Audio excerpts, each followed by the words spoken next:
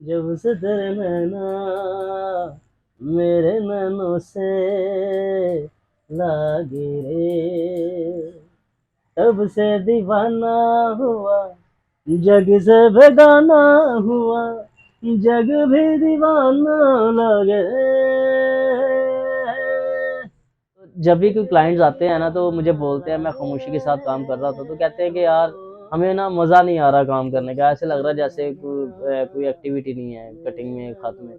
तो फिर वो मुझसे सुनते हैं, वो इस बात को सुनते हैं और वो कहते हैं कि सबसे पहले हमें सॉन्ग सुनाओ, उसके बाद फिर जो है ना हमारे काम करना है कटिंग का और खत का। तो फिर मैं उनको सॉन्ग सुनाता हूँ, अपनी मर्जी का भी सुनवा देता हूँ और उनकी जो डिमांड होती है उसके हिसाब से भी मैं सुना देता हूँ। मेरा नाम है कामरान जुल्फ़ार एंड मैं इस फील्ड में जो सैलून का मेरा काम है, 2005 में मैंने अपना सैलून किया और 2002 में मैंने इस काम को सीखना शुरू किया प्रॉपर तरीके से। और इसके साथ साथ मेरी सिंगिंग भी, जो कि मेरे अंदर बचपन से ही थी, स्कूल लेवल में भी मतलब हमने काफ़ी कंपटीशन वगैरह किए, तो ये स्किल उस वक्त पता चला कि एक गाने वाली स्पिरिट भी खुदावंद ने मुझे दी है।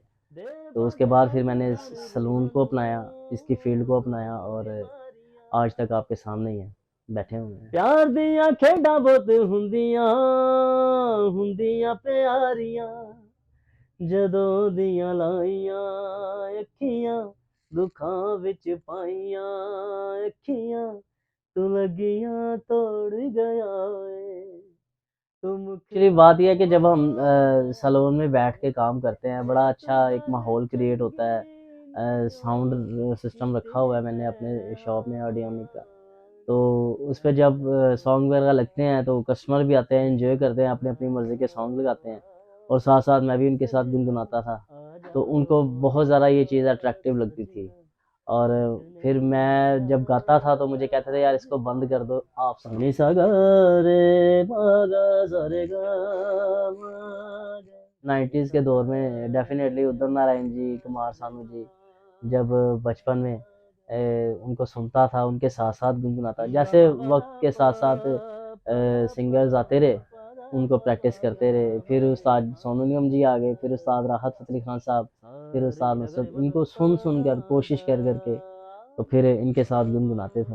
मुझे ज़्यादातर शौक है तो उस्ताद राहत फ़तेह अली खान साहब के कोशिश करते हैं, गा तो नहीं सकते, तो बस ये है कि उनको कॉपी करने की कोशिश करते हैं। कोई तो है जो निज़ाम हस्ती, कोई तो है। कंपटीशन में मैं तकरीबन 2008 में मैं गया था फिल्मीज़िया चैनल पे। तो वहाँ पर मोहम्मद रफ़ी जी का गाना मैंने गाया था, दुनिया के रखवाले।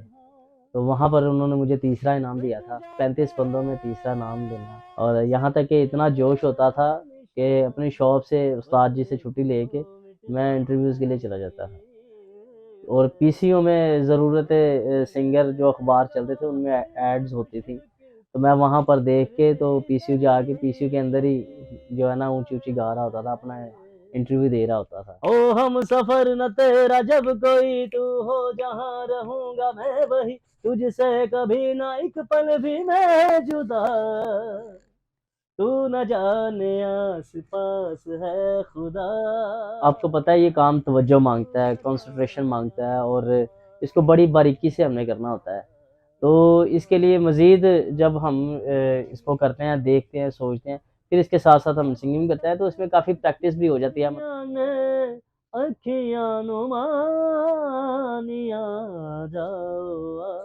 हर घर में कोई ना कोई प्रॉब्लम, बाहिर प्रॉब्लम, मेहनत करके सुबह जब बंदा जाता है, रात को वापस आता है मेहनत करके, तो फिर उसको यही होता है कि चलो मैं थोड़ी-सी ना अपनी लाइफ़ को एन्जॉय करूँ और साथ-साथ काम भी करवा लूँ। तो उनके फ़ौरन ज़हन में यही आता है कि मैं कामरान भाई के पास जाता हूँ यार, उधर थोड़ा-सा मस्ती भी करेंगे, काम भी करवाएँगे, माइंड भी फ्रेश हो जाएगा।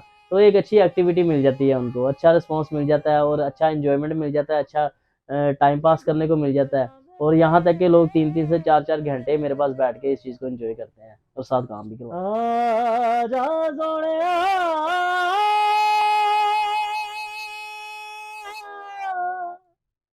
जग जिउंदिਆਂ ਦੇ ਮੇਲੇ जग जिउंदिਆਂ ਦੇ ਮੇਲੇ हो